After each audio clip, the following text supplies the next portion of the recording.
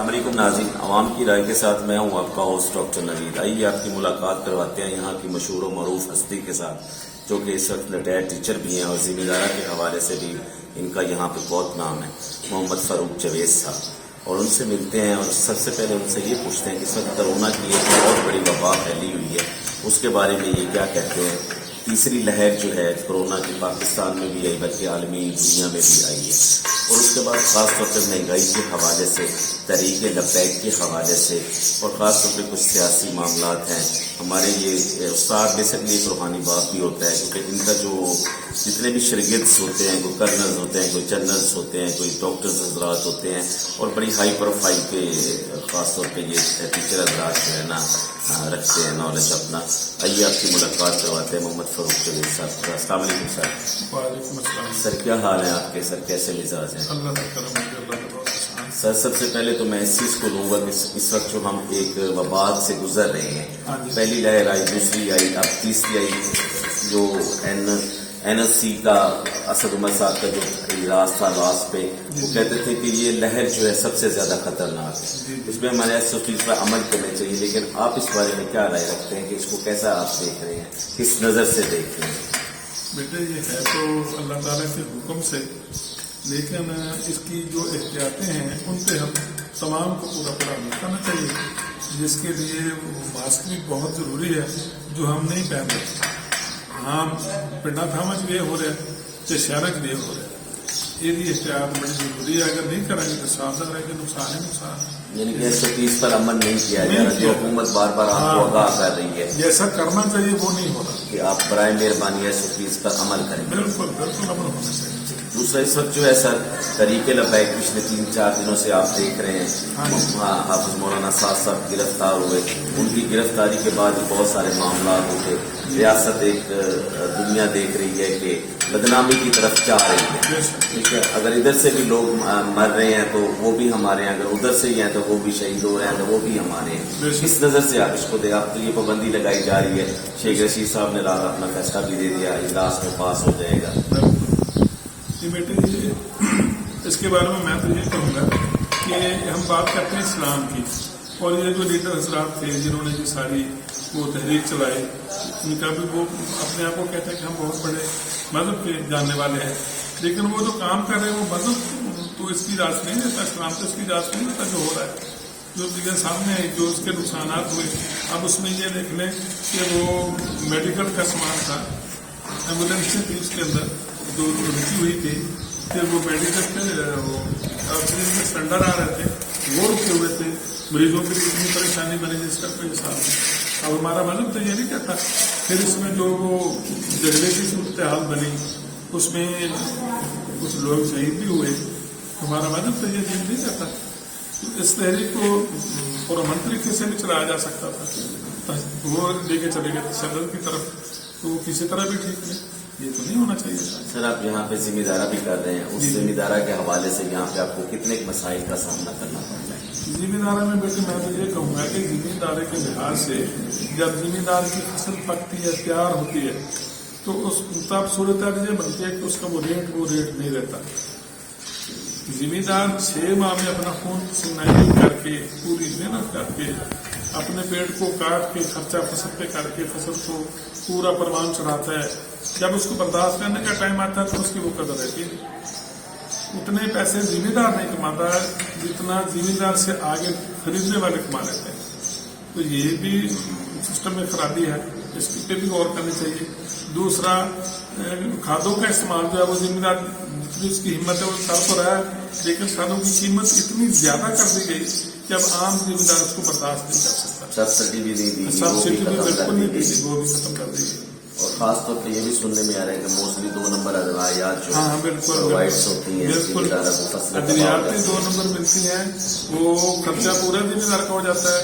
Spray वगैरह पे उतना भी अमल किया जाए, लेकिन उसका रिजल्ट नहीं मिलता, वो बल्कि फसल पे ज्यादा मुज़र असरात आते हैं स्प्रे अच्छी ना होने की वजह से। फिर खादों में ये जो DAP खाद है इसमें 2 नंबर बहुत ज्यादा आ रहे हैं, पोटास में 2 नंबर बहुत ज्यादा आ रहे हैं, ये भी तो हमारी गवर्नमेंट की जिम्मेदारी बनती है ना कि इस पे कंट्रोल ये किया जो मल्टीनेशनल कंपनी मेडिसिन प्रोवाइड करते हैं, ये तो जिम्मेदार के बस में भी नहीं है इसको परचेज हाँ कर जी, सके। तो उसका रेट इतना ज्यादा है कि वो बर्दाश्त करना जिम्मेदार के लिए मुश्किल होता जा रहा है। फसल का खर्चात बढ़ रहे हैं, इनकम उतनी नहीं हो रही। जब वो उसका रेट देने का जिम्मेदार का टाइम आता है तो उसको पूछता है कोई नहीं। सर महंगाई के हवाले से क्या अब बेटे मैं ये एक और अर्ज करना चाहूंगा कि आप देखिए अब गंदम का टाइम है, अब गवर्नमेंट ने वो खरीदनी है। अब देखें वो बारदाना अभी तक नहीं किया हुआ है, अभी तक बारदाना नहीं किया जा रहा लोगों को। लेकिन बारदाना तो इस दफा ओपन कर दिया नहीं ओपन तो कर दिया, लेकिन अभी तक किसी को एक बोरी भी नहीं दी गई। है। कई सेंटरों पे तो मैंने देखा कि जा रही है। नहीं अभी तक एक बोरी भी नहीं मिली हमें। आपको नहीं मिली ना, कई सेंटरों की बात कर रहा हूं। हमारे इलाके में सारी गन्ना मंडी में जा रही सही। है और औने पौने पे दिख रहे हैं। सही जिम्मेदार के लिए वही मसाइल है जो आम हालात में हर फसल पे बनते हैं, सही। वही कुछ है।